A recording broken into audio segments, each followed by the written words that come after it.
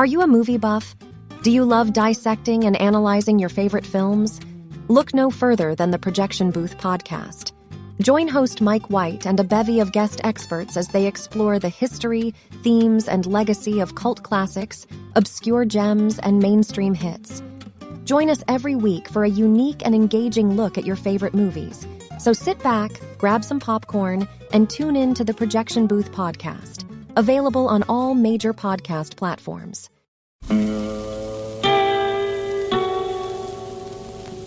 Hello, filthy movie lovers. My name is Gentry Austin. And I'm Casey Scott.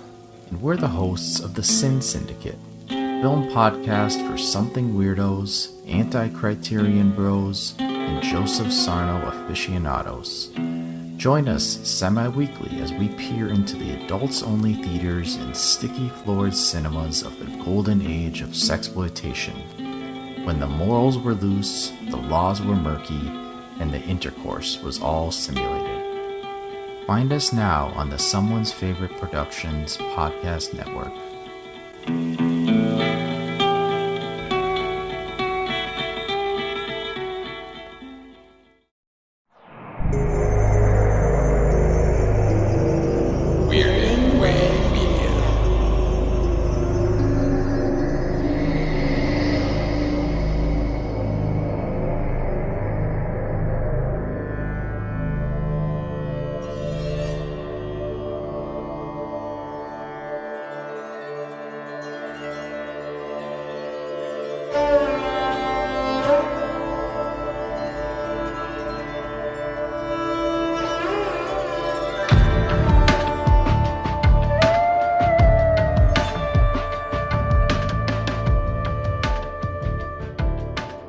Hello, everyone, and welcome to the Bollywood Cinema Club, a podcast where we take a look at Indian cinema from a Western perspective and give you a reason to watch it. I am still your host, Chris Stachiw, the host of the Culture Cast, where this show spun off from. And joining me is a podcaster in his own right, though he works on all kinds of different projects.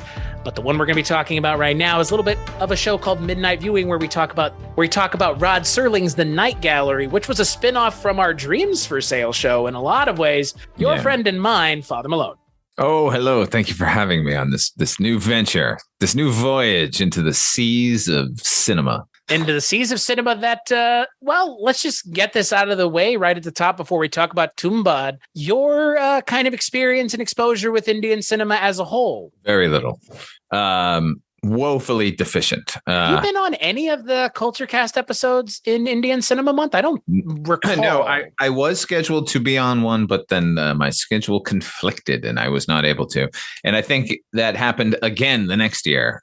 So this is my first. Do you remember what either one of those movies were by chance? Not at all. Interesting. I wonder what I genuinely would be curious, because this is so unlike anything that I have seen in Indian cinema up until this point for myself. And I've been there for all the episodes on my show and all the episodes of this show. I've seen a lot of musicals from India. I've seen a lot of beautiful, stirring films from India from the 1960s. Poignant films. I haven't seen this movie in America. No, yeah, well, that is fair. But I also there's a huge part of this that has a cultural component to it that is so uniquely and distinctly Indian. Obviously, I mean, we'll talk about it when we talk about it. But so that's kind of what I thought. I didn't remember if you had been on any of those episodes. So this is our first time talking about an Indian cinema film together. Yes.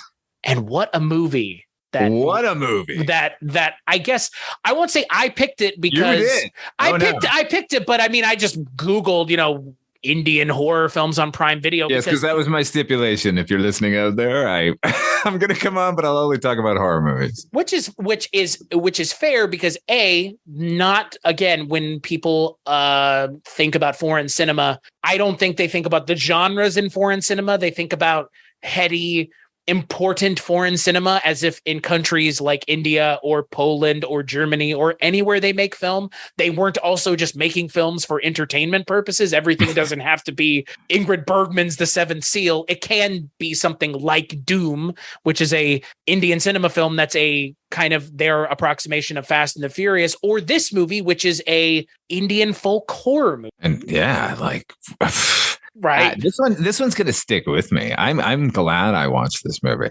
This is and right before Halloween, which we are now glutted with the same 17 to 26 horror movies on a loop on television and cable and everything. And it's all anyone talks about. And spooky season. Ooh. Yeah. Let me tell you, as an old gore hound, my patience runs thin with horror movies these days, particularly with movies that people are talking about a lot and keep trying to get me to watch.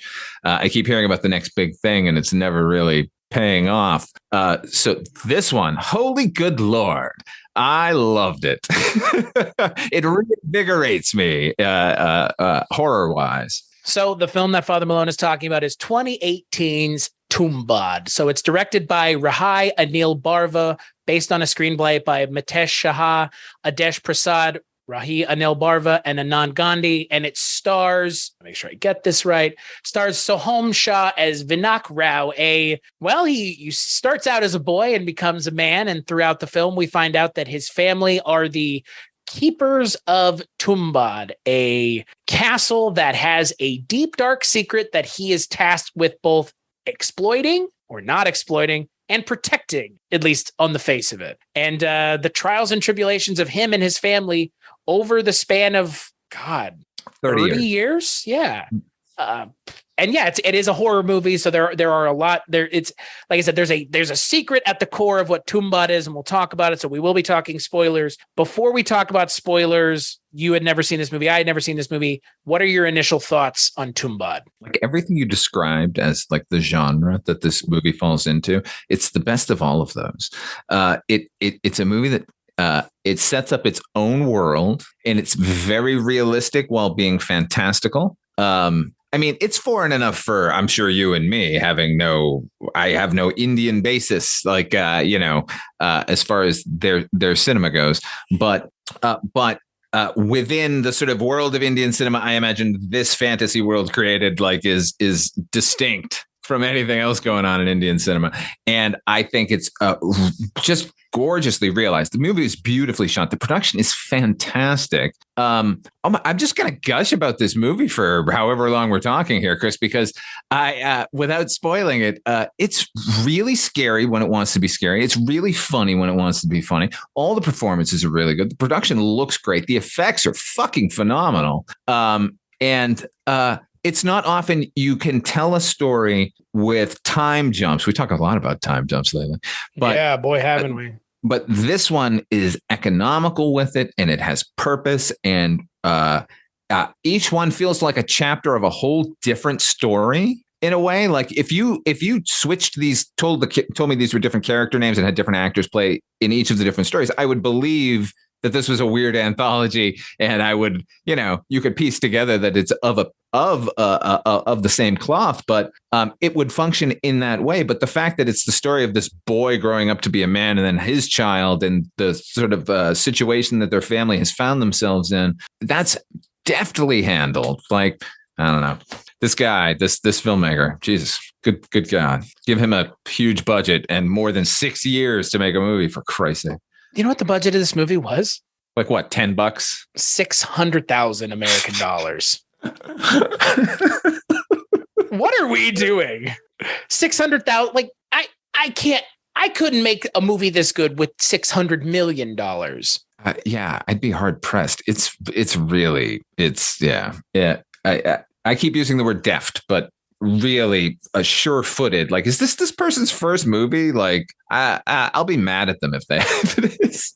So I had never seen it either, and I have not seen any of Rahi Anil Barve's other films, which, by the way, there aren't any. So there you go. So to answer your question. Oh my God, I love this person even more. They're like the Indian Don Coscarelli, like throwing out a phantasm and then disappearing for a while.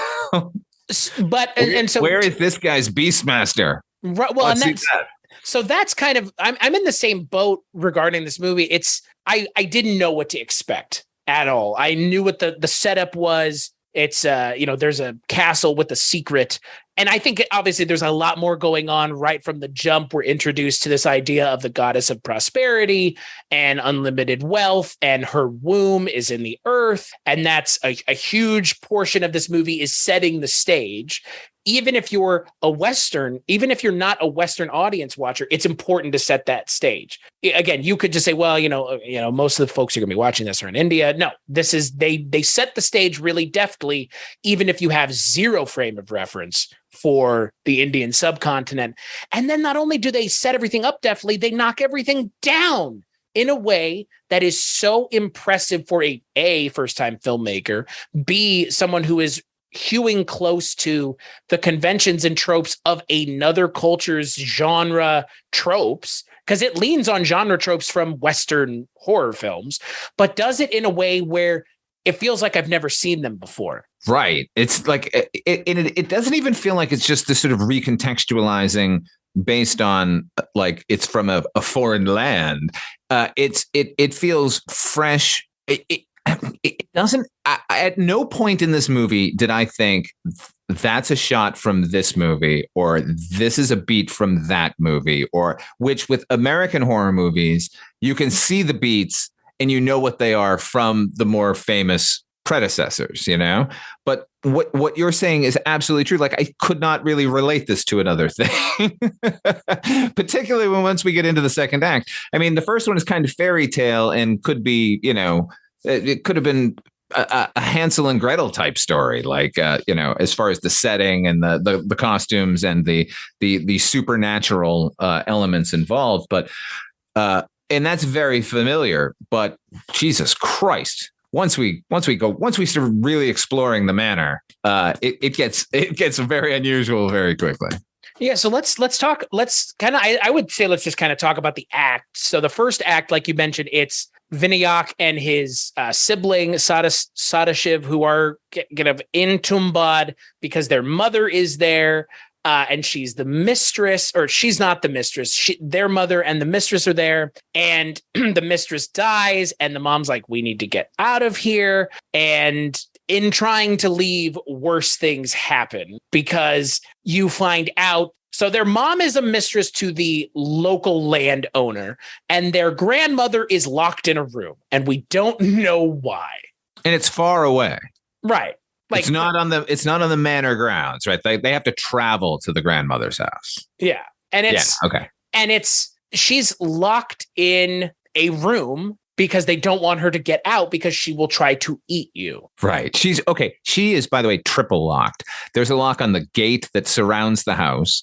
Then there's a lock on the front door. And then once you go inside, there's a lock on her room. And then she's shackled to the bed. And then she has a lock on her mouth. Yes. Not just a lock. She has knives piercing her mouth, like in a crisscross manner to keep her from opening.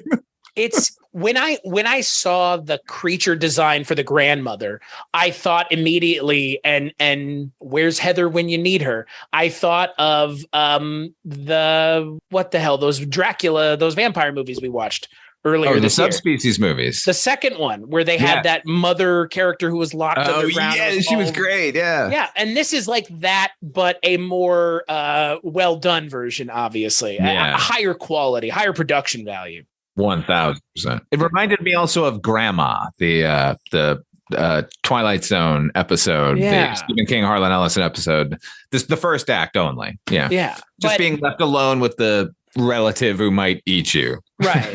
And so that entire first act is really centered around Vinayak and his sibling, his younger brother, Stachiw, taking care of the grandmother who they have to feed every night and then tell her that unless she realizes that Hastar is looking for her and goes to sleep, she'll continue to stay up. So they have to say, Grandma, go to sleep or Hastar will find you. Right. But we don't understand why. We understand who Hastar is based on the intro kind of narration. Hastar is essentially a fallen god who is obsessed with wealth, and in being obsessed with wealth, he can no longer satiate his ever-growing and ever-persistent he was hunger. Obsessed with gold, and he was obsessed with food, and he wanted both for himself. Like, he wanted all of it, and he stole all the gold, but before he could steal all the food, he was banished, and he would never have food again. And then he's swallowed by his mother. Right? Like one of the Titans. Right. Yeah. And so like that's like a little myth we get at the beginning. Right. It sets the stage perfectly. Just a little folklore for setting it up. Where's it going to pay off? And then the other thing that I really appreciate is they say, okay, we're going to save you, but nobody can worship you. And so we're going to erase you from history, which is why, because again, they are leaning on real Hindi beliefs. It's like, well, who is this God? Well, this God doesn't exist because this God's existence has been wiped from existence so that we don't worry about people. Well, we'll find out doing what we're about to find out they're doing. So, but we find out that the residents of Tumbbad, which is where the womb of Mother Earth is, worship Hastar and have built a kind of temple to him. And so that's kind of all of that is where we're left in this first act, because the first act doesn't really explain anything. Not a goddamn thing. Which I appreciate. Me too. Like, take your time. When it's this interesting, you never notice. Yeah. The rush that American horror movies have taken. It's not hard to understand why the sort of more heralded horror movies recently, the highbrow art movies, The Vivitch and The Lighthouse, and A24. Are you just listing off A24 movies? Yeah, but like, is The Babadook an A24 movie? Because I'll put that on that list too. Like, these are in that same vein. These are 4 slow burn horror movies, and like, we haven't seen slow burn in a long time, but all 4 of those movies are really boring. This movie is a little bit more slow burn, but it's never uninteresting. This movie could have been 6 hours long. I would have watched it. Well, and that's the thing about this movie, is because it is broken up into these acts, like you said. It feels like an anthology. And not only does it feel like an anthology, it lands those anthology beats where it doesn't tell you anything, but then it explains it way later, which, again, that's one of those interconnected anthologies. That's an interconnected anthology thing. Not every anthology does it, but it's interesting because they've mentioned that they're making a sequel to this movie. And where this movie kind of ends up, it doesn't need a sequel for those characters interacting with Hastar. No. But more characters interacting with Hastar that are different would be interesting. Oh, yes. Right. Which is more of an anthology. Yes. If he wants to turn this into a series that takes place in Tumbbad village from time immemorial to now, and all of the different people's, relationships with Hastar or other weird things, I'm all on board. Right. But like you said, like, that anthology-ness is already kind of present. And I hope that's because, again, by the end of the story that's being told here has come to a logical conclusion that I don't need anymore. And there's nothing more that needs to be said. But if you want to focus on a cool character that you've designed and a cool it's more of a cool concept, less a character, really. It's kind of the cool concept that they've designed around what Hastar is and how Hastar operates. Yeah. I think that's obviously very interesting. Oh, yeah. The concept itself is fascinating. Yeah. I will say, you know what? Execution-wise, the character is also interesting. I don't want to be in a room alone with that character, but I love that character. He's like fucking fantastic. Like, yeah. Oh, yeah. You know where that character stands and exactly what he wants. And it's reminiscent of things that we have seen. It's design. It looks, I'm not going to say it looks a little Stranger Thingsy, but it kind of has that weird things turned inside out. So it's just exposed flesh quality. Right. But deeper and redder than that. So a little more sinister and less like, oh, look how gory I am.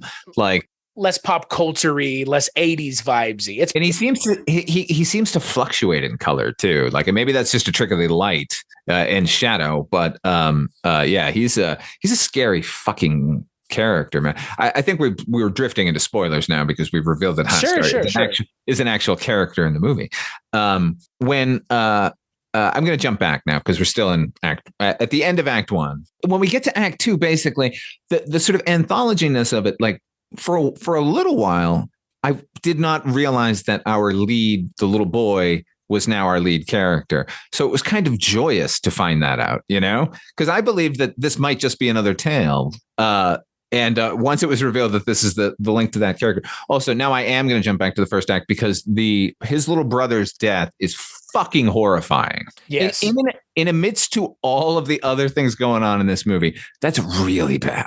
It's real dark and unexpected. But again, it leans on something that Richard and I have talked about on the Doom episode, and I've mentioned essentially on every episode we talk about. It's a naturalistic way of telling a story where things can just happen. Yeah. I mean, he just falls out of a tree and dies like that. And this is a fairy tale, and he is the innocent character in here. And like everything after that moment, because the lead character has already given in. The main theme of this entire thing is greed. And that's what drives all of these people and is their sort of their hope and their ruin.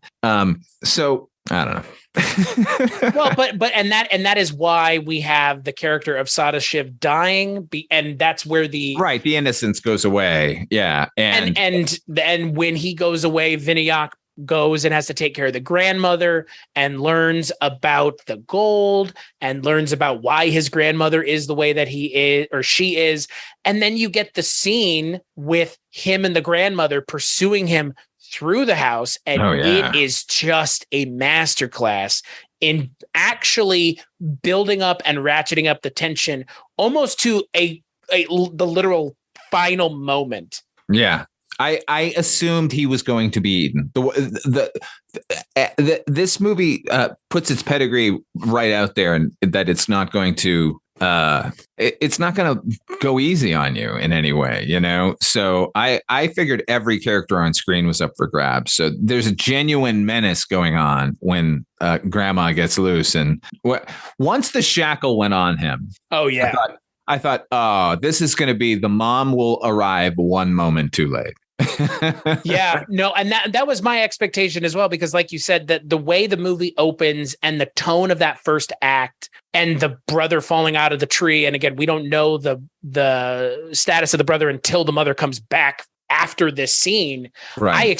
I did not know where the film was going, so I figured, it's the brother that went away survived, or they both die. But yeah, it's the moment when his head is sticking up through that hole, and you're just like, and she's pulling. Oh my God! She's pulling it out of her mouth, and you're just like, all right, this is how you build tension in a scene, and this is how you make me genuinely concerned for the well-being of a character. Really, really good. Here's a question. Would it have been better had Grandma just killed him, given the events of the rest of his life, of broken promises and giving in to the greed, and for him, probably yes. Yeah, and maybe for his wife and his child. Yeah, well, his child by the end of the movie is going to need some help in the therapeutic variety. No, I mean, for him as a character, probably. And that's the thing. I mean, but that's what I enjoyed about this movie is there are moments in this movie where it's like the decisions of the characters come back to haunt not only the characters who make the decisions, but the characters who don't make the decision.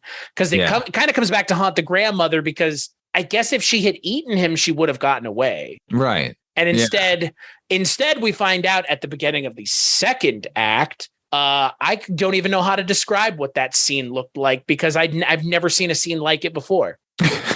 A character with a tree growing out of them in the center of a room that looks so convincingly like a corpse. I was surprised it was an actor. It was pretty great. And and I love that the character's reaction was like, and this is when it's revealed that this is the boy, because he's like, hey, she's like, oh, you've come back. And then he's like, yeah, a tree grew through you. And then he just starts cackling.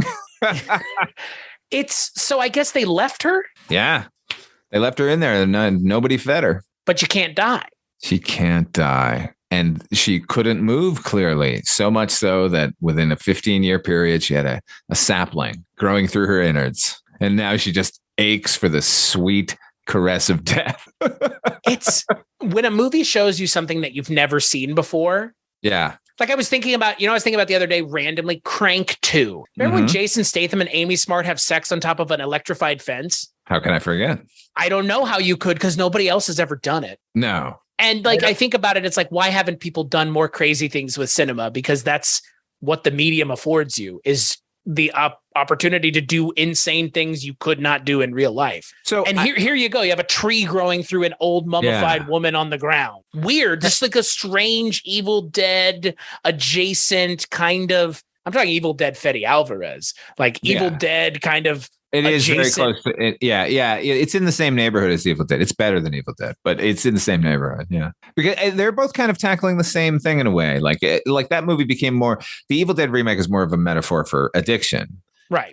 In that case. I mean, it's obvious out there, but I thought kind of well handled. And this one we got greed. And yeah, they're both in the sort of same level of grime and willingness to go to the place that it needs to go to not only fuck you up as the viewer, but like to satisfy the story. Like these aren't random bits of weirdness thrown in, this isn't, I don't want to slag anybody off, but it's not a stunt thing. And then it's like, oh, well, that was cool. It's like, it's integral. Right. Well, and so I would say the second act is the expository act of the movie. We learn that there is a well in Tumbbad, that at the bottom of the well is a further down hole which is the womb of the goddess of prosperity, which is where Hastar lives. Right.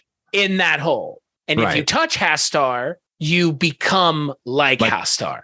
Or like grandma, basically. Right. You become I would say it's kind of zombie-esque. Zombie-ish. It is closer to Evil Dead, though, right? It's become more demonic. It's you, but it's an evil version of you, and you can't die. And if you can be restrained, though, like, you're not that strong. And I don't know, your bad news of Hastar gets you.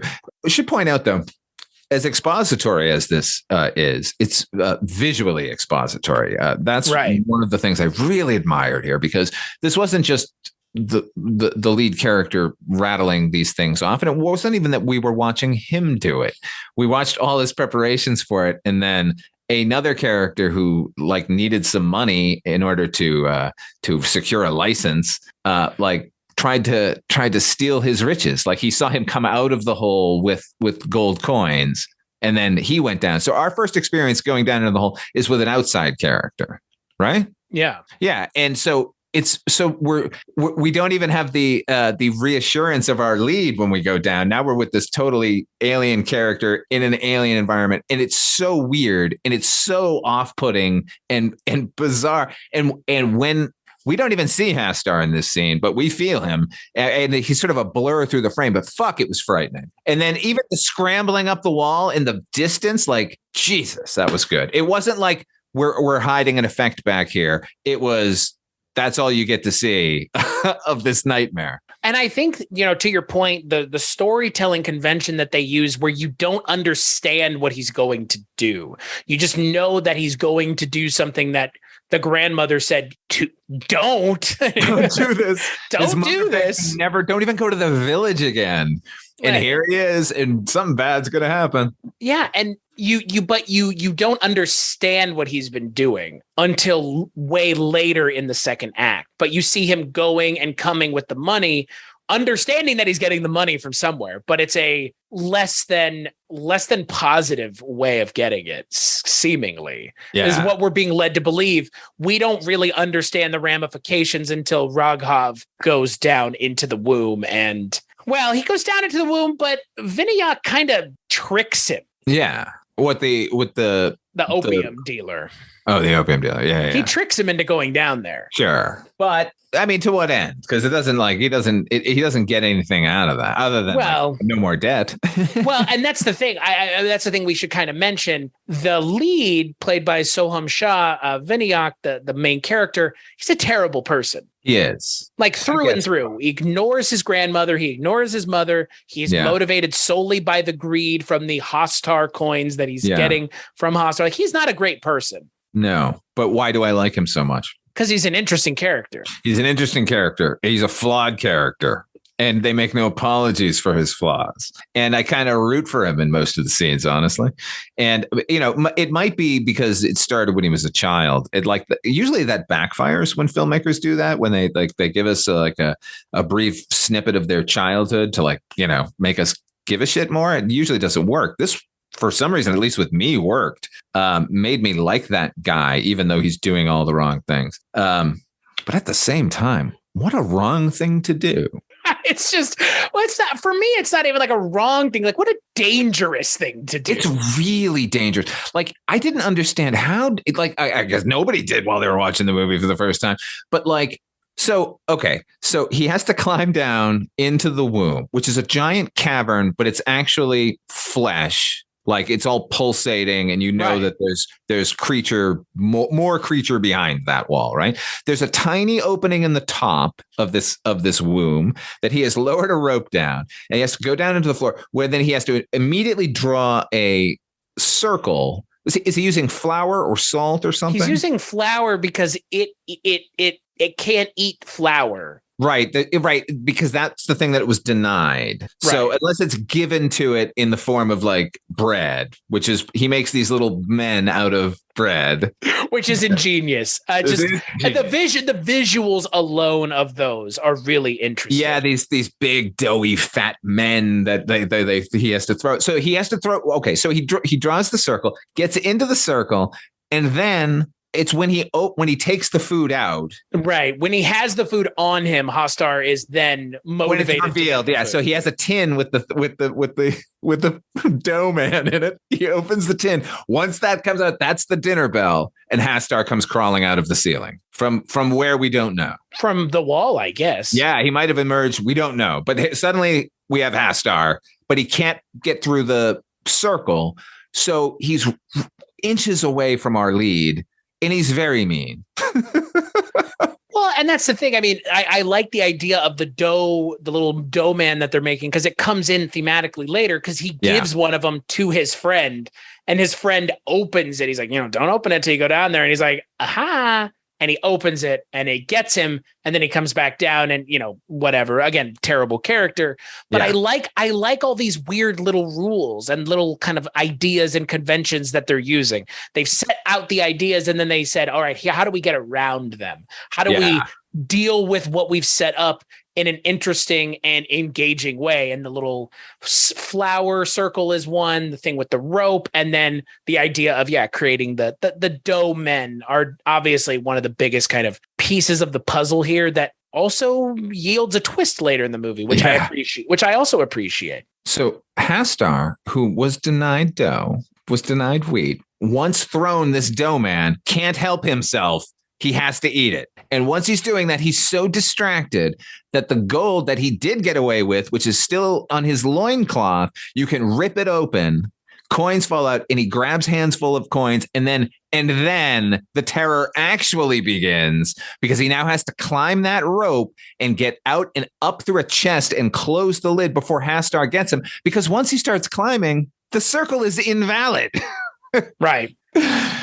It's horrifying, the climb up. Well, the idea of what he's doing is just so off-putting. Yeah. You're effectively going and grabbing coins from like any sort of the worst imaginable monster known to man, but just happens to be distracted by something simplistic. Right. But it's still a monster. Like they're out in the open. You have to like rip it off of like a pouch attached to the loincloth over its ass, because you can't touch it. Right. Oh, yeah. It gives me anxiety thinking about it. It is. Well, and it is only because that if he doesn't do it, he's going to starve.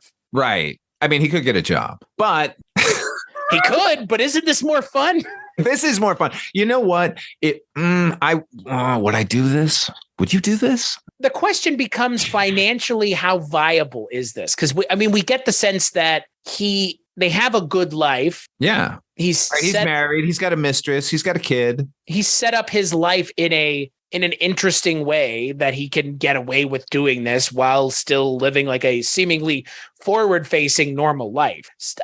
But I think it's just too dangerous. For what it is, it's way too dangerous. Way too dangerous. So for what you become, it's awful. You're a slave to that hole. You're a slave to that ritual of climbing down, and you might die when you get out. But you're also, if you let Hastar touch you, you're a slave to him. Yeah. I guess it's never made clear what that is.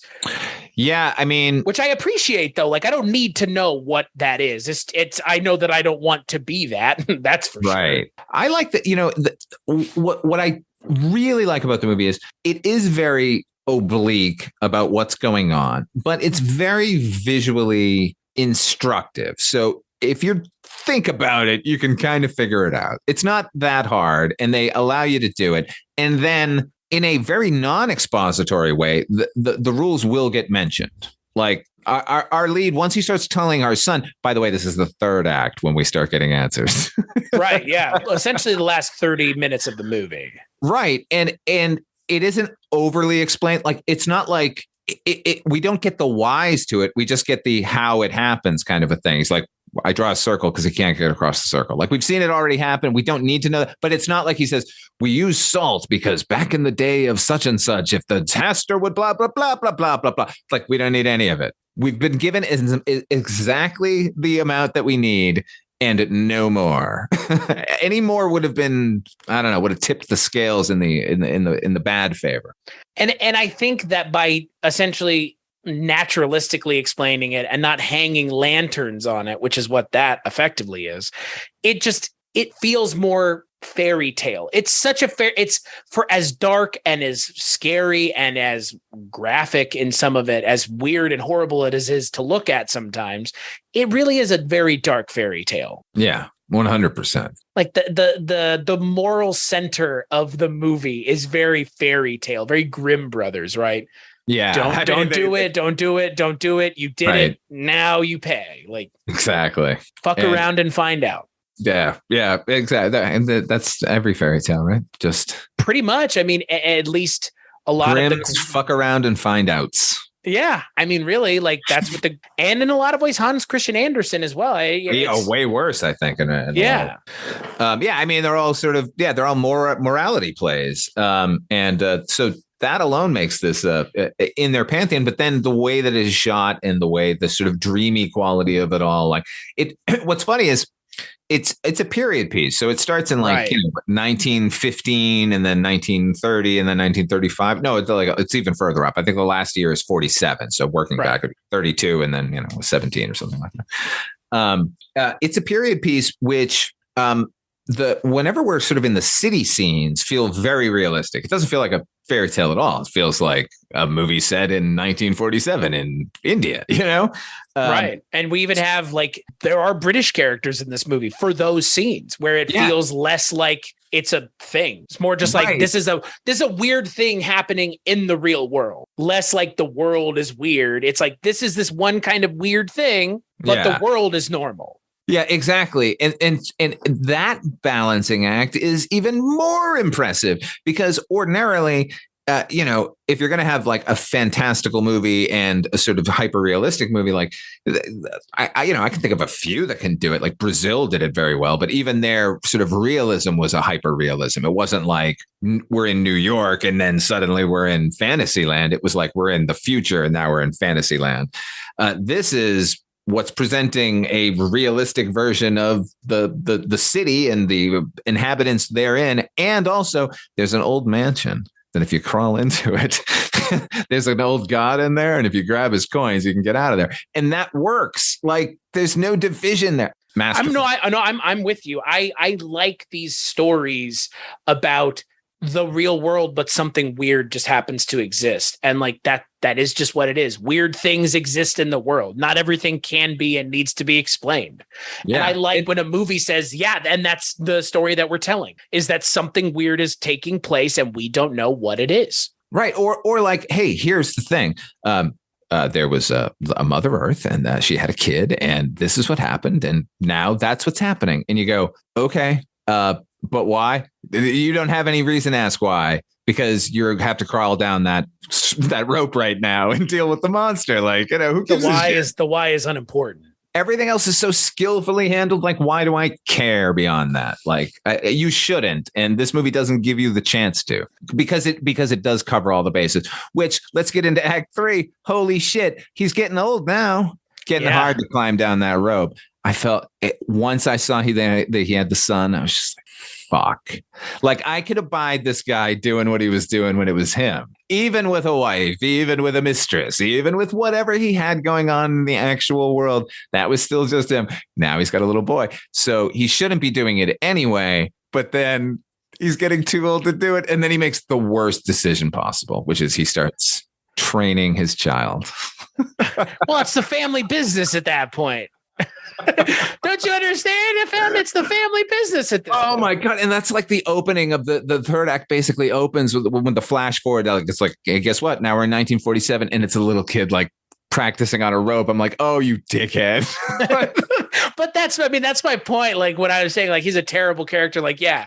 And then it's really crystallized in that third act where it's like, oh, and now his kid is doing it. Like, Jesus Christ. And I get the sense he hasn't told his son what the stakes are. Right. Oh, I know. He's kept this from everybody. He's not allowed to tell anyone, really, right? Like, it's nobody. You got to keep this sort of information to yourself, I guess. Well, if you tell somebody else is going to go and exploit it themselves. Right. So there is that. So it's another greedy thing that's the motivation in him not telling anybody. But the idea that he's not going to tell his son even before they go do it, like, what? What? Like, they go down into it.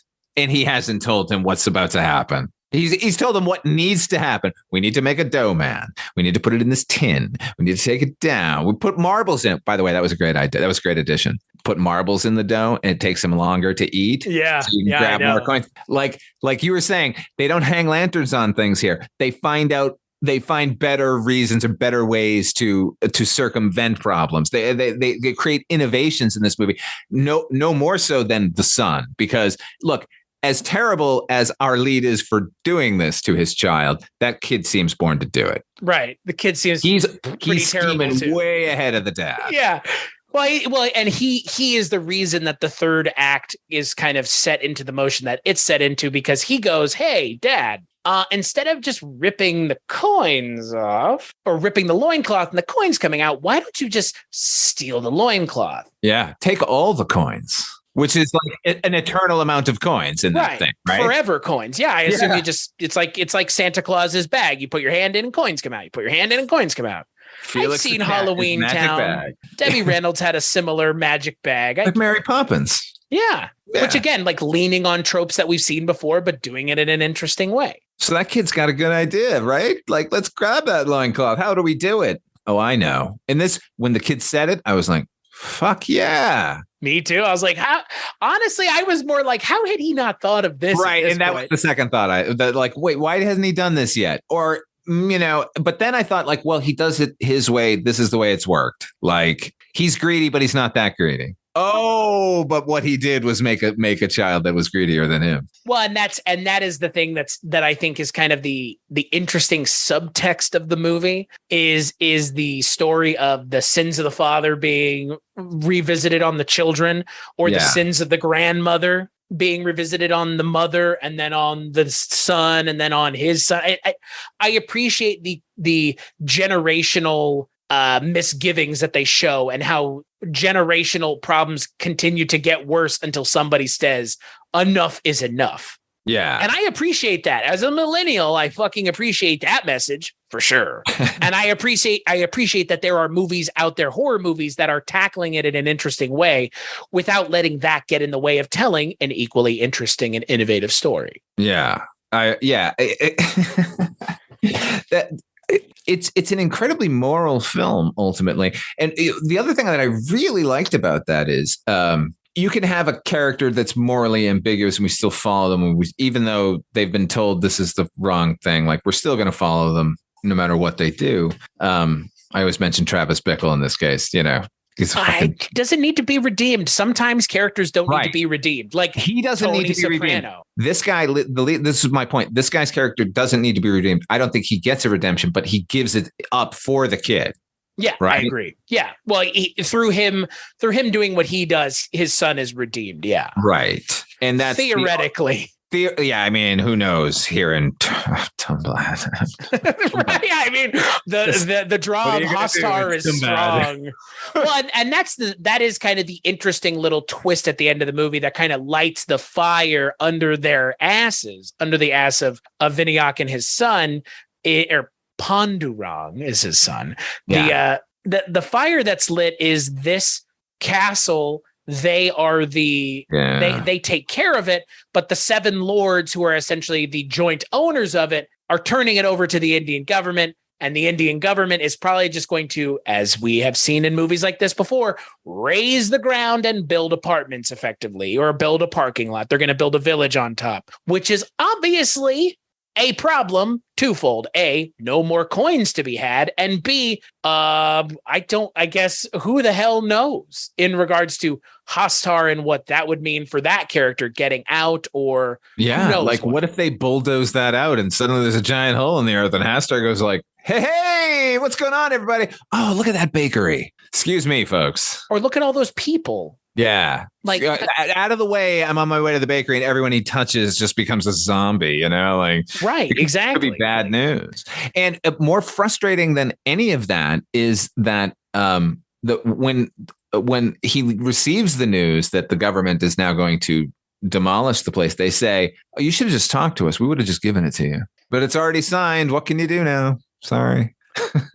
Go get that loincloth. Got to get the loincloth. Now we're on a mission. And again, I find it a little unbelievable that he didn't bring a bunch of Domen down with him, but I think it's a more to the point, like you've mentioned, of the filmmaker saying maybe the ways that of the older generation is not necessarily the right way. Right. Or the most innovative way, or Obviously, it comes back to bite them in the ass in this movie, but right. Well, it just shows the level of greed. Like this guy, would only go this far, which is I will grab a handful of coins and that sustains them. Look, by the end, he opens up that safe. They've got a lot of fucking money already. Sustainable greed is, again, like how far do you classify greed? Greed is, what is greed? I think greed is a subjective term. There's a very little objectivity to what greed is. Right. And, the point can be made that this is all just a metaphor for like going to work for the man every day, you're giving, you're risking your life. Or really addiction. Like it or could anything like, exactly. You're putting yourself out there like in a deleterious fashion. But at the same time, what are the rewards? Like he's living a regular life. He seems happy. He's got kids. Well, but to your point, he has a safe full of coins, which means he's somewhat financially responsible, yet he continues to go down there.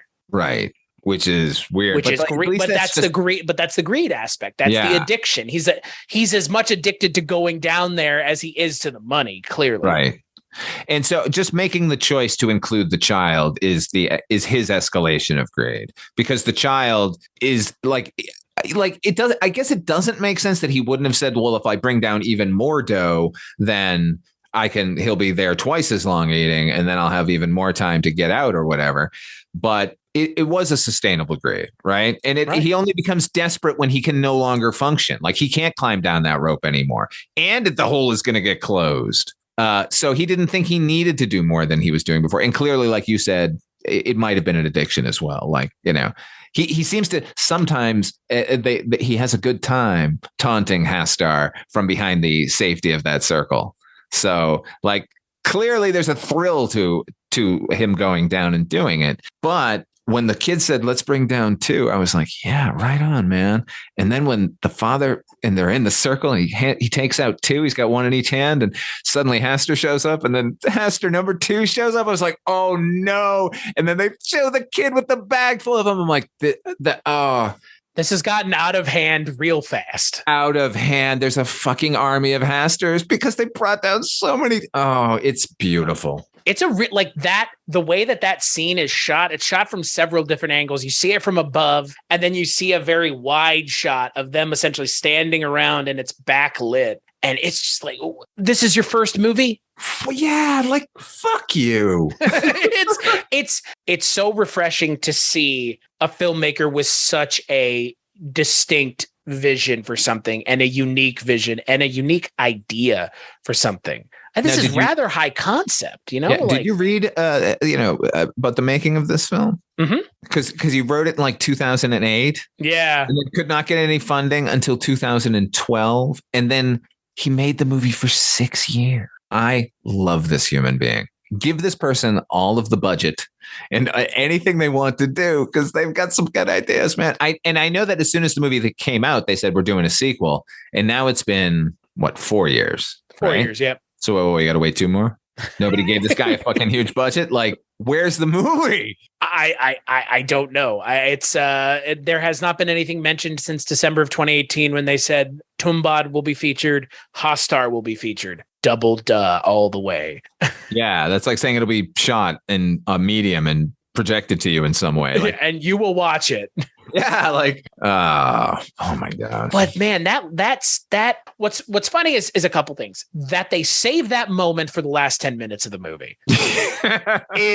And look, this, we talked about it before. A lot of Indian cinema tends to average be 2 hours plus. This movie's an hour and 44 minutes. Which is seems to be more common. I mean, there's no musical numbers. Right. At all.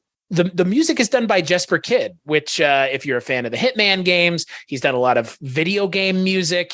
He's Danish, I believe. So it's a good score. It was interesting to see a composer like him working on a project like this. I love it. I appreciate it. I'm glad. I want more Western composers, actors, anybody to get involved and bring their unique vision to another culture that is interpreting our culture and things that we have. Sure. Why not? Throw them in there. Yeah. It worked here. And can I just say the cinematography in this movie is fucking gorgeous. You know how gorgeous it is? I couldn't look away from Grandma's toenails. That's how well shot this movie is. And those were horrendous. The visual effects in this movie, the practical effects and the visual CGI are for a $600,000 movie. Like, what? Yeah. Are you kidding? Like, we've seen big budget Hollywood CG fests where the CG looks like garbage. This movie, like, Hastar is a CG character, if you hadn't figured that out yet. And he's great. He's great. And then there's an army of them and they're great. It's what's interesting is you make assumptions as a Westerner, not you and I, but a lot of Westerners make assumptions that, you're watching a foreign film and there's not going to be CGI. It's not going to be a monster movie. It's not going to be a horror movie. It's going to be something serious it's very dry. It's not entertaining. And then you watch this and this is just a dyed-in-the-wool folk horror movie. And like you said, it has great practical effects, which people would not expect, has great visual effects, which, again, people are not expecting. And that's because of people, not because of the movies. These movies exist. You can watch them. There's Indian horror films. There's Indian action movies. There's Indian thrillers. And then you watch something like this and you're like, oh, my God, why haven't I been watching more of these? Yeah. And now I'm actually mad at myself because the feeling I had watching this movie throughout the entire flick, I kept thinking, like, this was how I felt when I was 20 years old and, like, in Los Angeles working at a repertory house, like seeing foreign films all the time. Like, I've gotten complacent in my age watching the same bullshit American movies, and we're making bullshit movies. Like, that's what it feels like sometimes. I'm not even talking about like superhero movies and all that. I know. Those all have their place. God bless them. I just got back from seeing one. So I don't have any truck with that. But the state of horror in particular is a fucking problem here in America. And we need to get right with the Lord. And by that, I mean Satan. What is passing? I don't know. I'm just going to be ranting like an old man. This is a great movie. This is where horror needs to be. Like, this level of commitment and attention to detail and thoroughly thought out plot and, more importantly, mythology. Yeah. These guys would have answers to every question you ask them. Even if they said, I'm not going to tell you, they would know what they weren't telling you. Right. Don't ever get the sense of that in Western horror movies. They will overly explain stuff, and then it won't make sense. Or they'll break their own rules as a stinger at the end of the movie. Yeah, like exactly. Which happens all the time in horror movies. Like, oh, we killed him and we've made sure he's dead, and there he is at the end. Like, wait.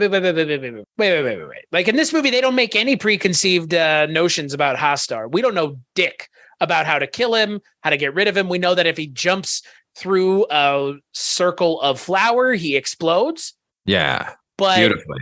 But he doesn't die. No, he's not dead. Oh no, he'll be back. Hastar running around. Yeah, he. I don't think you can kill Hastar, right? I mean, he's a god. I don't know. He's so scary, man. It is very. It's one of those creature designs where it's perfect. It's alien reminiscent, where it's like it's just going to kill. There's nothing you can do to stop it from killing you. Oh, nothing. It's zero. I don't know. I'm just gonna scary. You don't want to like. I'm gonna watch this movie again before Halloween. Honestly, would it be as scary if they didn't have to go into the womb? No, but it would be a different kind of scary, because we see early on in the movie that it is still scary when he's not in the womb. And that's the point of this movie, is that you can make it scary with or without having to go into the scary hole in the ground. Yeah. If you give into that greed, you might end up as this grandma. You could never die. No, you're a problem for everybody, unless they burn you, I guess. That's the question I have, because it would seem at the end of the movie, his friend in the wall is still like moving a little bit. No, he's all scorched up and burned. Or is that just the walls? I figured I was wondering if like burning you also was like you were just still stuck. Okay, so that was the scorch mark where his friend had been part of the wall that he threw an oil lamp on to burn up. And then when the kid sees it, it's like the wall is like healing itself. It's like pushing out.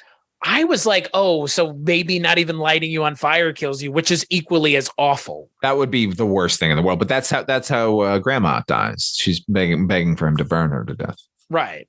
So that's the way. That's the way to kill them. But that's not going to work with Hastar. Well, that's the thing. I mean, we don't know as the audience if there is a way. Yeah, and there shouldn't be. I like that there isn't. I love a chaotic element that cannot be killed in a horror movie. I'm talking about not even a horror movie, but stories in general. But like a headless horseman, like it's just out there. Like we know where it came from, but what are you going to do?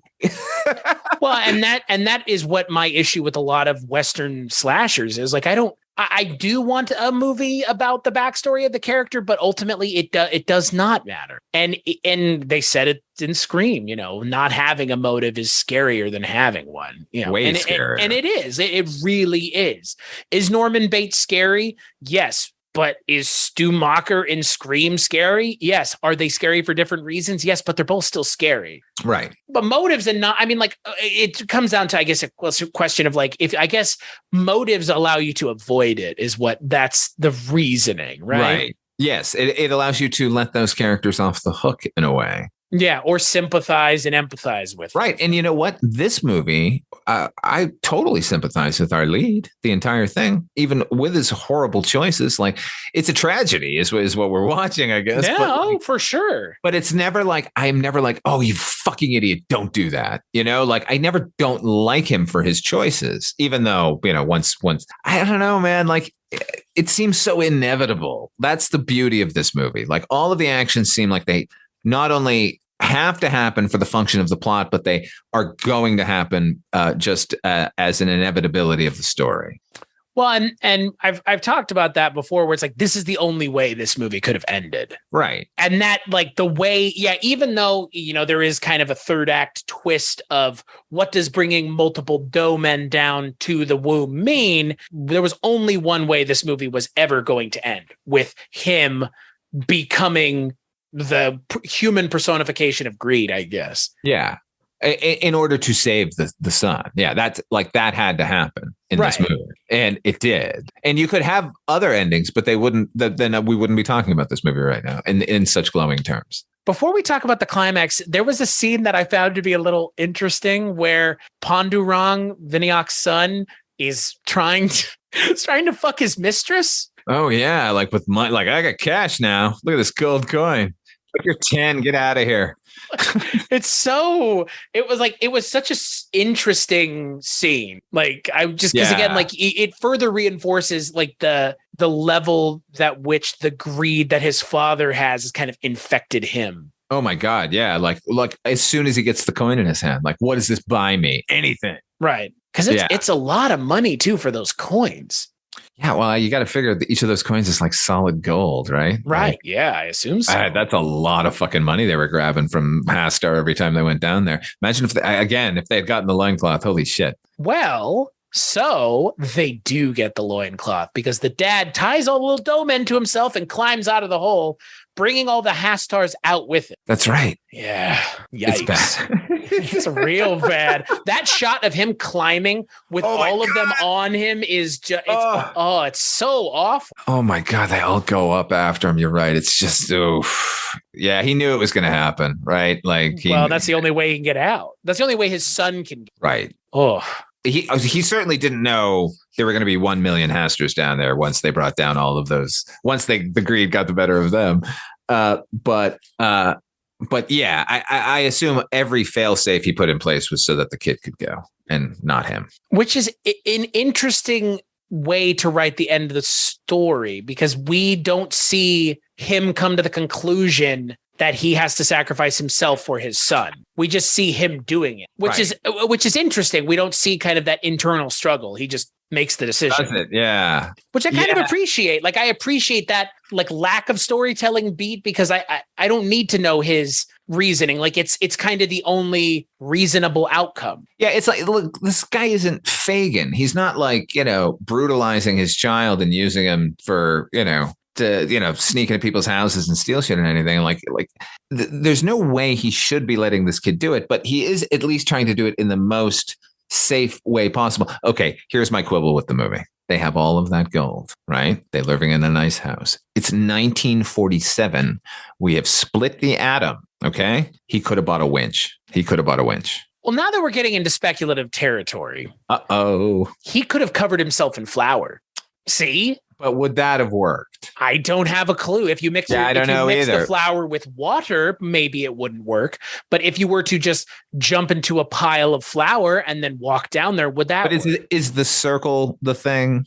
Like, I think it's the flour that's the thing. Right, I know. But in that case, shouldn't he have run down and like drawn a huge fucking circle around the entire circumference of the womb so that Hastar has no place to?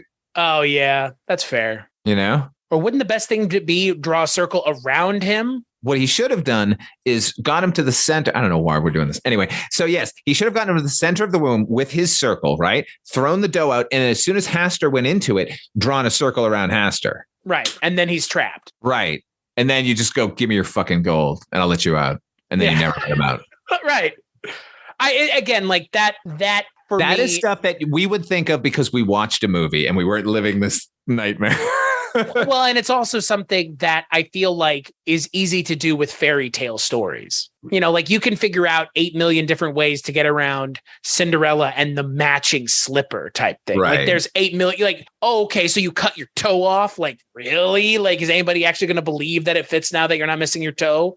Right. It's a wicked stepsister. Like, it's that same thing where it's like, you could have done this, but for a fairy tale-esque story, just bringing a bunch of dough men down there, it's an image thing too, right? It's like seeing all of those. Yeah, it's a great image. It's beautiful. Yeah. Look, again, these are things that occurred to me and then immediately went away because the skillfulness of this movie and the outrageousness of some of its ingenuity. Like, what am I'm gonna hold it against it? No, it's this movie's up there as far as I'm concerned. Up in the pantheon. Well, what's funny is it raises the question of what does a sequel to this look like? Because when you have technology, does that make Hastar less intimidating? You know what I mean? I hope any sequel we get will have a lot less Hastar, actually. Does that make sense? Did we get a lot of them in this one? No, but I think we got the appropriate amount of Hastar. I agree. And I think sequel thinking is we need to ramp it up now, because now people know, but I think there's interesting ways to keep it intimate and scary. I agree. And that for me is what I would like to see, is something more like this, just more of this, but different, a different subject or interaction with Hastar, but same tone, same look, same feel.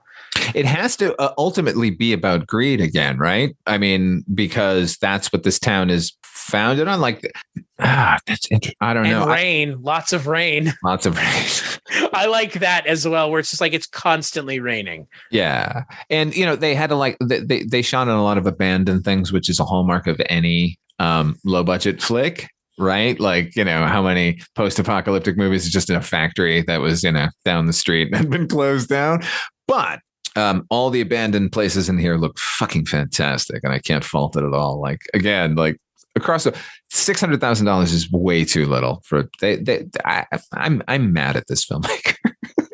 Well, and I'm with you. It's for the story that it tells, for the visuals that it presents, and for the quality that it does all of those things with. Anybody who makes a movie more expensive than this one and less successful has nothing to complain about. No, not only nothing to complain about, but no excuse not to. Like, look, it all comes down to the script. I mean, it's a lot of things.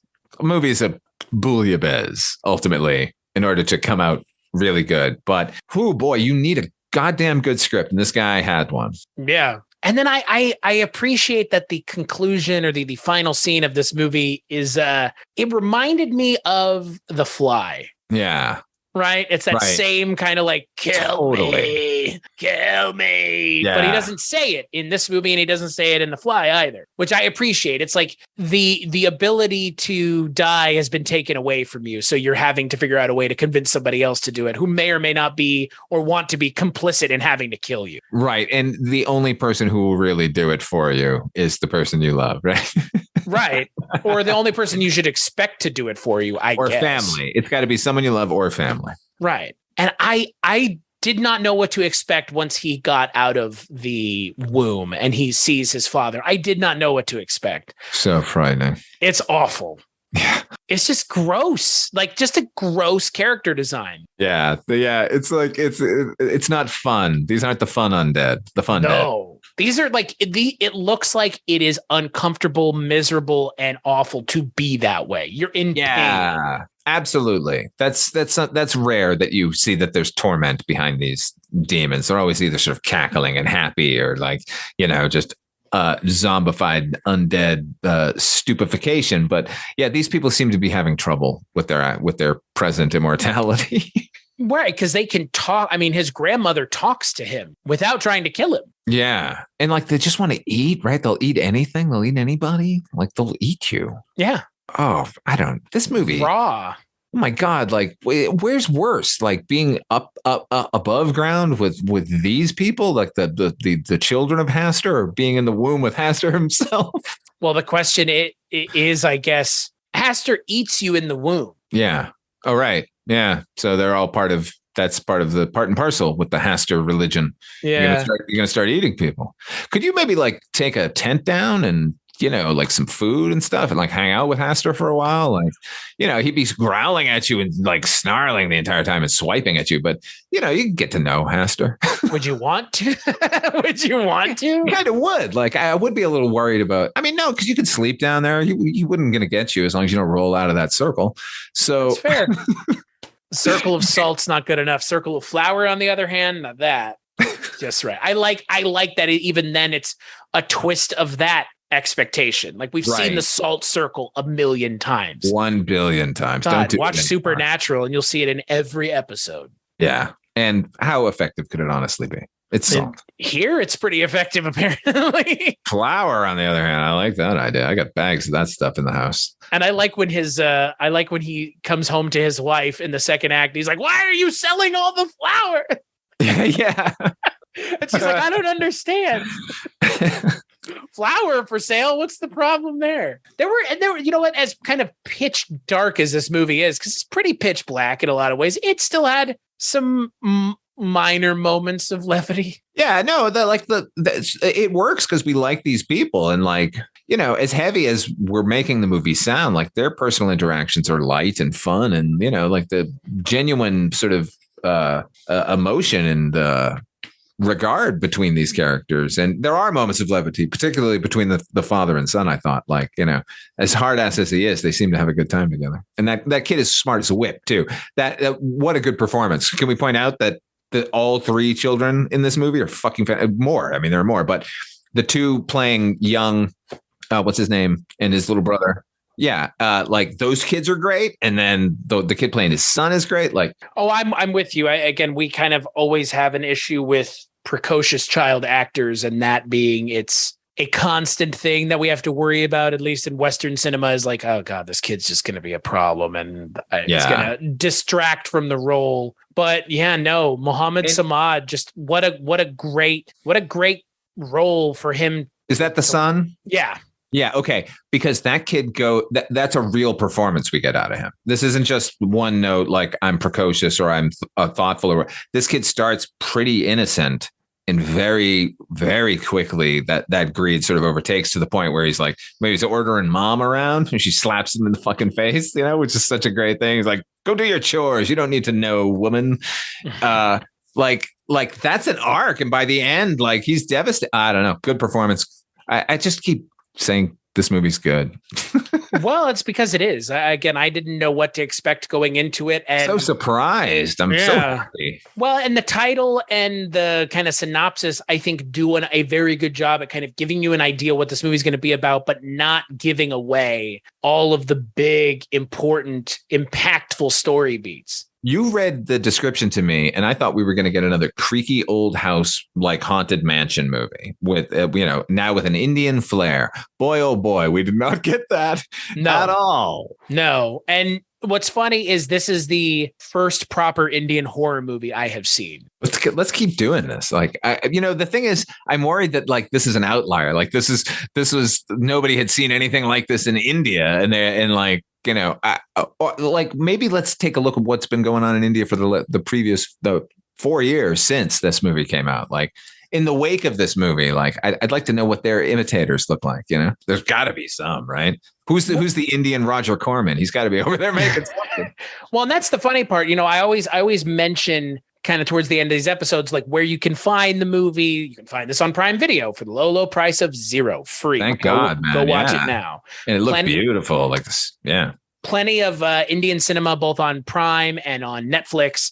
But the critical response in India to the film was overwhelmingly positive. Good. Unsurprisingly. Yeah, and it actually made some waves. It made some waves here. It was covered by Dread Central, Bloody Disgusting, and Film School Rejects. Good on all, yeah. And I feel sad that I've been waiting this long to dive headlong into Indian horror. Well, and I haven't seen a lot of Indian horror. This is the first one, so I can't speak to all of it, but I know that there are Indian versions of American horror films, obviously. Like there is a Nightmare on Elm Street. I believe no. Sangharsh is the Indian version of Silence of the Lambs. I don't know how good it is. Watch that. It's from like the early 2000s, but I don't know how good it is. But like you said, I think obviously this movie benefits from modern filmmaking conventions as well. High quality cameras, high quality filmmaking techniques, high quality CGI. Like that, that's the other thing. Like it's a slick looking movie too. Where would you put this against American cinema? Like say if they were to make this in a Western horror studio were to make this, you think this is closer to A24? You think this is a Blumhouse thing? It feels A24 for me. It does. But less pretentious. Right. There's got to be a middle ground between Blumhouse and A24. That the land of David Cronenberg's and John Carpenter's and George Murray, the pantheon, the giants, if you will, who were interested in the more cerebral aspects of horror, but not despite the horror itself. That those guys always understood that these movies are supposed to be scary, and you're supposed to jump a few times and then maybe go home and not trust anyone ever again. But like the A24 leans too hard in you're going to go home and not trust anybody anymore, and less interested in actually fucking scaring you. These are scare shows, folks. Well, and that's the thing about this movie. It is still again, whether or not something scares you anymore. I mean, we live in a rather scary reality in and of itself. I think this movie does a good job at ratcheting up the tension and making you really concerned and care about the characters. And the conclusion of this movie is very bleak, which I do appreciate. I really appreciate a bleak ending in a horror movie. It's not a necessity. No. I will disagree with former co-host of mine, Eric, to my grave, that horror movies do not need to have a dark or bleak ending. That's not a requirement of the genre, but not at all. Dawn of the Dead does not have a bleak ending. They fly away in a helicopter. Right. I mean, the world is overrun by zombies and they'll ultimately come to a bad end, but it doesn't end because the original ending, which is Peter shooting himself and Fran standing up into the blades of a helicopter, that's the ending that Eric was talking about. Right. The mist traffics, traffics in that. But I appreciate a suitably dark and bleak ending. And this movie has a dark, bleak, but somewhat hopeful ending. Ultimately. Yeah. Yes. I mean, maybe that cycle is broken now. Maybe they're gonna doze it over and put up some apartments and everything will be fine within those apartments. Yeah, right. There's a TV series right there. Hastar Apartments. Well, that's the question. Like, what happens next? Like, the land is being taken over. Like, I hope it's great. Yeah, I have faith so far. It's just, what a scary setting. The fact that you have to go so far down to go so far down. Like, yeah, right. It is a journey down, and then you get to the rope. This is not a cabin in the woods thing where you accidentally anger the beast. Like, you're doing this intentionally. This is a choice. This is a willful choice on your part to put yourself down in the domain of Hastar, because he can't get out. He can't get out. No, and he's taunting Hastar there. So yeah, he's really taunting him. Vinayak gets what he deserves more than what he deserves. I mean, I don't think he deserved to be lit on fire by his son, but at the same time, that is the premonition that his grandmother has and his mother has, is don't go back or something bad will happen. Yeah, I had hoped that he had just been killed, honestly, when he popped back up. Like, that hurt a little. It's brutal to have to watch one character light his father on fire. What? Yeah. It's not particularly pleasant in any stretch of the imagination. God, I've been watching too many horror movies. That didn't really affect me. Well, I do really hope that I can see a kind of a shift in Western horror to something closer to this, where it can be fun and still look nice. You don't have to sacrifice one for the other. Yeah. And look nice, be entertaining, and be scary. It doesn't have to just be, it looks nice, like A24's Lamb, which was, oh my God, so unentertaining and unfun, but it was a beautiful movie shot in Iceland on the fjords, like whatever. Who cares? Yeah, all the A24 movies look gorgeous. There's like the movies I was making fun of. But that's a choice. That's a concerted effort on their part to make beautiful, stunning horror movies, visually stunning horror movies. Right, but you can make all the frescoes you want. It doesn't mean a thing if it ain't got that sting. It doesn't mean anything if it's not moving. Yeah, those are moving pictures. Yeah. We haven't talked about Sohum Shah at all, honestly, because it doesn't even feel like a performance. It just feels like a role that he's inhabiting. For 6 years. For 6 years, he played that part. And for 6 years, evidently kept that hair and that facial hair because of the role, because they never knew when they were going to be filming. Can you imagine? That's fucking dedication.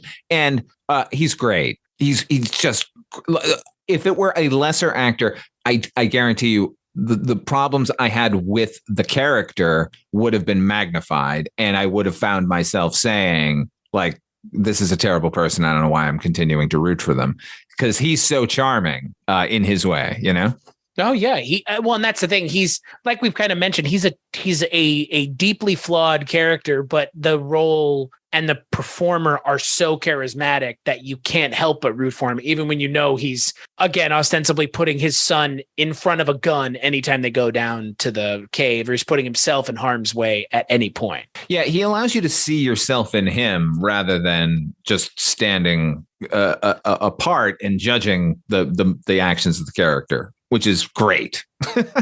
Should be in every movie, really. Well, and I agree with you. It's interesting though, because again, like the character that he's playing in an American film, the sacrifice that he made, he might not have had to pay for it at the end. In the American version of the film, the child would have gone off on his own, would have figured out what his father is doing, and then set off to do it. And then the climax would be the father going down and saving him. He wouldn't have trained the kid. Yeah, I know. It would have been a much less interesting movie. Yep, it would be a big rescue at the end, and then a sacrifice, as opposed to you've gone too far, man. Yeah. Now you have no choice but to sacrifice yourself. It's the only time you're going to have this is the only chance you have to redeem either yourself or your family, or at the very least, as a dad, just save your kid. Right. The moment you realize that that's the decision that has to be made is you realize that like the stakes in this movie have been elevated. And the director has succeeded in elevating it to the last logical conclusion, which is the finale of this movie. And it's just, you don't get that very often in horror movies anymore. You just don't. Nope. And I'm talking about Nope. No, I'm not. I mean, that movie's climax was pretty atypical for a horror movie, but that was also atypical because they made the decision for it to be atypical. Yeah. I'm not. But this movie is pretty. This is a better movie than that movie. This is a better movie than all of Jordan Peele's movies. I think it's more surprising. I don't know. Jordan Peele was pretty surprising that the comedy guy suddenly was swinging hard and landing the blows, because I like his movies a lot. Us is a little iffy, but that's not because he doesn't know how to create tension and scares and good characters. But I just think this movie, the movie we watched, it just hits me on a purer horror level than those other movies. And maybe it's because it's a fairy tale and it's asking less of you in a way. But it certainly, by going that simple, you shed a lot of potential plot and or other problems that can crop up in a screenplay, which, well, it's like going to a restaurant and they only do one thing, but they do that one thing really well. So you don't care that they only do that one thing. Right. This movie does all kinds of different things really well, but ostensibly it does a horror fairy tale better than I've seen most horror fairy tales done. And that in and of itself is a massive success, because that's not an easy thing to do well on its own. How many American folk horror fairy tales have we seen that are good? Very few. Yeah. Very few, if any. Very few have been as satisfying, because I'm now racking my brain to think of the American horror fairy tale movie previous to this flick that was of the same caliber. And it's not. This movie is solid beginning to end, and every other attempt at it will falter in some way. I didn't find any problems with this, other than he should have bought a winch. I think, that's the little crack there, is the kind of 15 years on and you haven't changed. Like, you would have at least known I'm old now and something could assist me. And certainly there seem to be these new electric winches that all those army people were so fond of in the past 5 years. Or a rope ladder. A rope ladder. Oh my God. Two ropes with ropes in between. That's weird. How about you have to do it alone, right? You can't have an assistant. So, but I'm just going to go with winch. I mean, does a rope ladder require an assistant? No. A winch doesn't either. A rope doesn't. Yeah, that for me is just, that's the one. Yeah. It's like, But I don't care. The movie's so good. Like this the movie's good enough. It doesn't matter. It's an afterthought, This is how they could have done it. But because we want to know how we would have done it to prevent us from dying. Right. I just know, how would I have done this so that I don't die? That's what we learned from this movie. How can I be greedy without getting caught? Right. Oh my God, we're terrible. This movie is for us. If I knew that this was a thing in the world, I'm not sure I would go down into that hole. I'm not sure I would either. I mean, I think right now, maybe, but 5 years from now, maybe not. If I had a winch, There you go. Like, yeah, there you go. I'd bring a winch, and I think I'd be okay. I would do it, definitely. And if they set it in the future, it would be an elevator, like a hermetically sealed elevator. Now, does Hastar has to eat the thing? He has to, right? Because if he doesn't, like that's the thing. Like, I would be worried the whole time. Like, maybe he doesn't need to eat. Like, maybe he'll go like, I'm going to save this part for later and turn around. Right. He has to. You're asking, does he have to eat it in its entirety? Right. Like, once given, does he has to consume it till its end, and then he can come get you? Because that's a great fairy tale thing. I totally, right. That's, that's those fairy tale things where you can like pick it apart easily, but like most of the time it's like, all right, like you throw rice on the ground and a vampire has to pick up every bit of rice, like, or breadcrumbs on the ground help you find your way back. Like, okay, it's right. But I'm just saying, if you were to make the offer to me today, hey, there's a hole in your backyard. If you climb down and do these things, you'll be okay. But there's an iffy moment when you step out of that circle. We're not sure if he has to eat the whole thing. And then I'd be like, well, that's the deal breaker. Well, that's the other question is, by stepping out, are you not making yourself a more interesting target for him to eat? Of course. Right. That's what I'm saying. But turns around and he's like, I'm going to get it. So he must have. If he has to finish the thing, then you're okay. But like, how can we ever really know? You would bring somebody else down and, oh, that's horrible. And feed him to him. Oh man, I just went straight to Tales from the Crypt territory. Like, I know. All of a sudden you're inserting yourself in, and then you're going to be the one eating. And I could just find some horrible person and test some of these theories out. Like, here, take these 2 loaves and go down. Oh my God, there's 2 of them down there now. Forget it. Like you're watching with binoculars. Oh yeah. Wait, I notice you're pulling the rope back up. Yup. Sure am. This is totally normal. This is what we do every time. Yeah. I notice you're closing the door now. Yeah. Well, say hi to both Hastars for me. God. Yeah, this is I think that this kind of like discussion after the fact is also what makes this movie fun, because like what we're talking about is not really poking holes. It's just a what if posited by an interesting movie. We're building on this movie. We're not tearing anything down. Like it invites speculation, and that's wonderful. Yeah. No, this was, again, just a pick on Amazon Prime Video that we could have picked anything else. There were plenty of other horror movies, Indian horror movies on Prime Video, but this one just, this is your directorial debut. Like, fuck you. Good God in heaven. Good for you, really. Like, good for you. But also like, good luck following this up. I hope he has been, in the interim from first writing the script in 2008. I hope he's been writing since then. Other things, different ideas.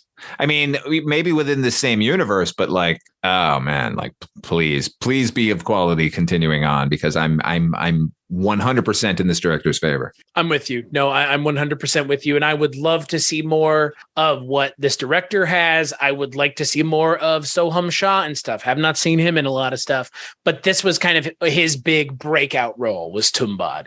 So yeah, I was not expecting a movie. I was expecting a good movie, but wasn't expecting a movie where I like want to tell a bunch of other people I know, like, you have to watch this. Not just a suggestion, but like, do yourself a favor and go sit down and watch it. Yeah. Yeah, I know. I want to shout this one from the rooftops. I'll wait till this episode comes out, but I am going to tell everyone to watch. It's one of the better horror movies I've seen in the last 20 years. Never mind Indian horror. Right, exactly. Never mind Indian cinema at all. Like, I feel really good about horror right now, and I've felt bad about it for a long time, including going back and just rewatching the same fucking things over and over again. That everyone seems to be belaboring, like we need another Michael Myers movie. Well, and what's funny is we're constantly being bombarded with more of something that we've seen before. Maybe not the movie, but another Michael Myers, another Freddy Krueger, blah blah blah. It's like it's exciting and interesting and fun to see a new creature design that we've never seen before. Yeah, that's interesting and exciting and creepy and scary. In a self-contained little story. The world was not going to end at the end of this story. This is very personalized and wonderful as far as, you have to have good characters in your horror movies that we love, or your horror movie falls apart. This movie does that, like it isn't just fodder for the horrors to happen. Like the horrors occur because we love these people. And you feel it at the end of the movie when they make the decision, when his son makes the decision to light him on fire. It's not a decision made lightly, and it's not supposed to be. And you understand the weight behind it. Not a decision made lightly. And nope. Really just goes up in flames. Oh. And you know what? I'm glad that they also held back on the makeup at the end of the movie, because they really could have overdid it with how gross he looked. And it was right. Turning, but not turned. Right. And the early scenes of this movie made me worry that this was just going to be a gross out filmmaker, because there is a lot of loving close-ups of goo and oozing and grossness. When she takes those blades out of her mouth and he's just being covered in blood. Yeah. So I was wondering the same thing. I was like, Jesus Christ, like, is this? Like, all right. Yeah, we're getting an Eli Roth kind of thing. Like, please don't. And then no. And then it like, I won't say it achieved gory elegance, but it certainly achieved a level of restraint by the end that was necessary. And like you said, like they could have gone crazy wacky on Dad, and they didn't. They gave us a appropriately frightening makeup, but not overdone, and also like vaguely like empathetic, like you're needing a little empathy. You can see the man in there, and not just a crazy demon. Yeah, or whatever that is, or whatever it is now. Jeez. Final thoughts on Tumbbad, Father Malone. Massively surprised, pleasantly surprised. Definitely going to start watching more Indian films. I feel like we just started at the top, though. We're going to be working our way down from here to all the movies we expected to see in Indian horror. And that's fine, because when you have a lead in like this, like, how can you go wrong? Like, my final thought is I'm going to tell everyone to watch this movie. Go watch this movie. Don't even listen to me. I should have said this at the beginning. Turn this off and go watch the movie. Yeah, no, I'm with you. You know, again, it's easy to find on Amazon Prime Video. It's not hard to get into. I think it does a good enough job of kind of, again, easing you as a Western audience into a world you're unfamiliar with, and a period and a time you're unfamiliar with, but still giving you enough to be able to say, oh, okay, I kind of understand that, or I recognize that, or at least this makes sense to me the way that they've explained it. And then it kind of pushes the issue and further builds on it to this kind of logical, horrifying conclusion. But I'm with you. I had no idea what to expect. And it was one of the best, like I said, one of the best horror movies I've seen in a long time. Like forever. At all, even, really. Yeah. Yeah. So I'm going back years and years to the last movie that I woke up the next day and was immediately on my mind, you know. And the other thing about this movie is I feel like it's so also tied in culturally that like there's not like a possibility of like a sequel remake type thing, like an American remake. Jeez, oh no, they could do it. I could do it in 10 seconds, man. You just said it in the old South. That's it. You know, you just, you know, you make it. You could do you like voodoo. Would it be voodoo? Sure. Why right. not? That's but it just wouldn't have the impact. It wouldn't. No, because you know, I don't know. A lot of what makes the movie really good is the air of mystery to it. And like, I'm sure this is a myth that might be in India, but I'm sure it wasn't on anyone's mind when he made this movie. It's fully created whole cloth. Oh, okay. Well, there we go. That's even better. Good for him. Holy fuck. I love this. I know. It just, wow. Right. It's just, it's so good. It's so good. This is one of those movies that is so good, you wish you had made it. Yeah, it's an envy movie, you know, like it's so good you're envious. Like I couldn't have made the movie. Like I can't be envious of it. Like this is it's a gem. It's a gem. It's informed by life decisions that you and I do not and cannot ever share. And that's what makes it so interesting and exciting as a Western film goer. Ultimately, We're still Western film goers here, is experiencing Indian culture. One of the many ways to do it is through art and film. And so, if this is what's coming back to us horror film wise, fuck, that's great. Like, I'm more interested in what's going on in the rest of the world now. I'm with you. So when you're not here talking Indian horror movies with me or Indian cinema in general, Father Malone, where can people find you? Well, as you mentioned at the top, we do a show called Midnight Viewing, the Night Gallery podcast with our pal Mike White. You can also, everything I do is over at Weirding Way Media, folks, including Dark Destinations, it's a half-hour radio drama I write and produce, and Wolf and Raisin, the Banachek podcast I do with my buddy HP. Both in video and audio form. Yeah, that's an odd one, but you can listen to it if you want to just listen to it. As for this show, BollywoodCinemaClub.com, Bollywood Cinema Club on all social media, but social media sucks. Weirding Way Media is where all the other shows, like Father Malone said, are that I work on, including the original show that this show spun off from, the Culture Cast, where we talk about just movies, not any particular kind, but monthly themed. So that's where you can go and find that. As for this show, like I said, all those other places, but iTunes, rate and review the show.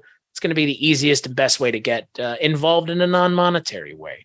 Father Malone, thank you so much for joining me. Neither one of us knew what to expect, and beyond pleasantly surprised. Yeah, man. I'm nervous about the future because we're not going to get better than this, but it's like we just stumbled onto Citizen Kane, like what do we do now? Well, you and I have the rare ability to watch the best thing first and then really nothing else ever lives up to it. So I hope this is not that. That was the whole Chronicles from the Crypt debacle, but hey, Hey, man, you know what? Like, horror is a slippery, weird genre. It can go in lots of different directions. There's stuff to be mined from even the worst of them. So let's keep going.